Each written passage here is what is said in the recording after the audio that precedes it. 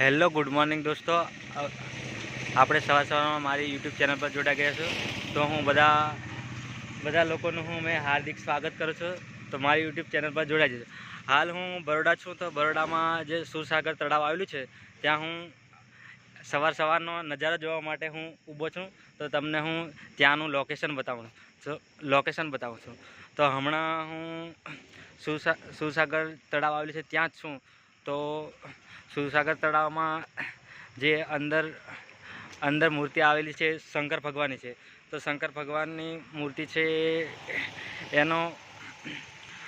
એનું જે ઉપર સોનું ચડાવેલું છે એનો ખર્ચ ખાસો થયો છે. તો આપણે એને જોઈશું.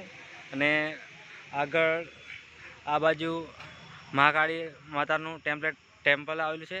એમાં અહીંયા એક ચંપકભાઈ ઊભો છે. તો આપણે ચંપકભાઈને પૂછીશું કે સુરસાગર તળાવ વિશે તમે થોડો પરિચય આપો. બસ સુરસાગરમાં આજે અમે ફરવા આવ્યા હતા એન્જોયમેન્ટ કરવા માટે. પ્લસ સુરસાગર તમારે અંદર જઈને બેસવું હોય તો એ થાય. અને સવારમાં વહેલા આવતા ના કોઈ દી તમને એ કંઈ મળે નહીં. સાંજના સમયે આવવાનું, સાંજે 8 સાડા 8 વાગે, 8:30 વાગે પછી સાંજે 6:30 વાગે 5 વાગે જેવું મસ્ત પ્રણયામ હોય છે એનો નજારો સંધ્યા સમયનો. બસ બીજું કંઈ છે નહીં, બસ મજા આવે છે. તો અહીંયા આપણે કરવા માટે આવજો. અહીંયા આપણે ચંપકભાઈને અહીં સુરસાગર તળાવનું વિઝિટ કરી તો એમને થોડો પરિચય લીધો. તો એમને કહેવું છે કે ખરેખર અહીંનું લોકેશન બરાબર છે. તો આ બાજુ સયાજીરાવ ગાયકવાડ યુનિવર્સિટીનું અહીં બિલ્ડિંગ આવેલું છે. એમાં બી સયાજી ગાયકવાડ યુનિવર્સિટીમાં લોકોને ભણાવવામાં આવે છે.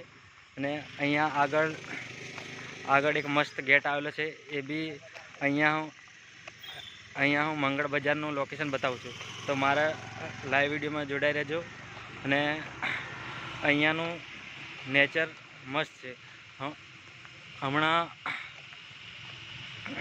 હમણાં લોકો ફરવા માટે દેશ વિદેશ જાય છે, પણ ખરેખર આપણા એરિયામાં જે લોકેશન હોય છે એને નિહાળતા આપણને ખબર પડે કે આપણી જોડે કેવી પ્રકારનું બધું એમ જોવાલાયક સ્થળ છે.